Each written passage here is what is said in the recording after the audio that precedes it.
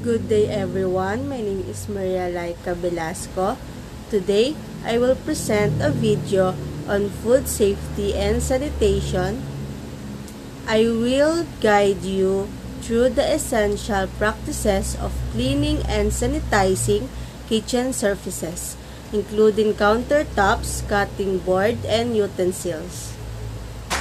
First, we need to remove tira-tirang pagkain sa mga utensils and plato para maayos ang pagsasabon natin nito.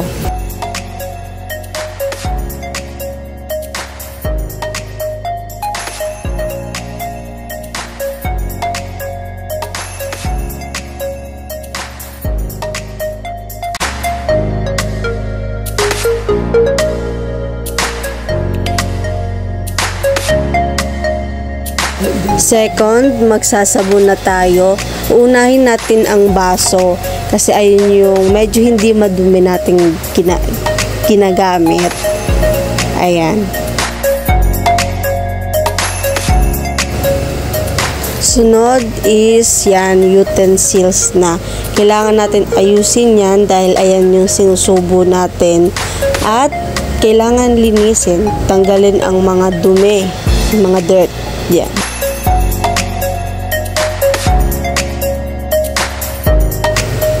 Third is plato kasi ayan talaga yung may mga sebo na ginagamit natin sa pagkain natin.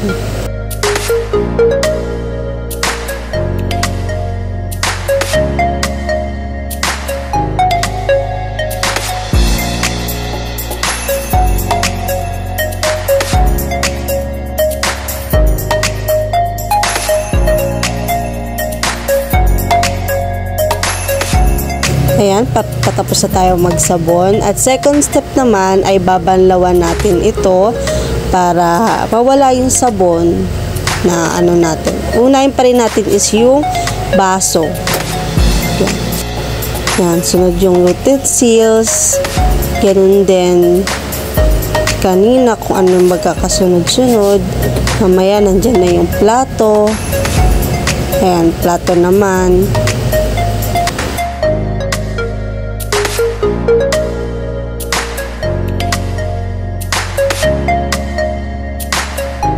Ayan, panghuli yung mga masisebo, yung mga Tupperware. Ayan, yung ayaw natin hugasan. Tapos yan, yung chopping board. Yan, pangalawang banlaw kasi wala kaming running water. Kaya need ng dalawang banlaw. Pero parang unahin pa rin natin yung baso, sunod yung utensils, and yung plato.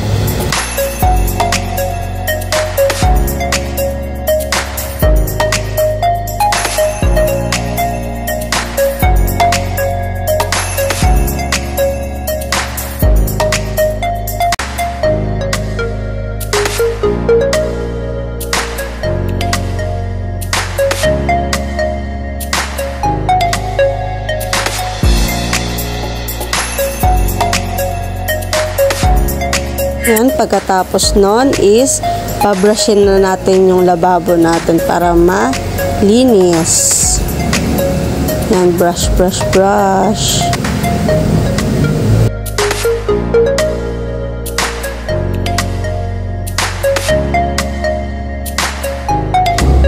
Ayan, magsasanitize na tayo ng lababo and yung mga utensils natin. Gamit natin is hot water. Thank you!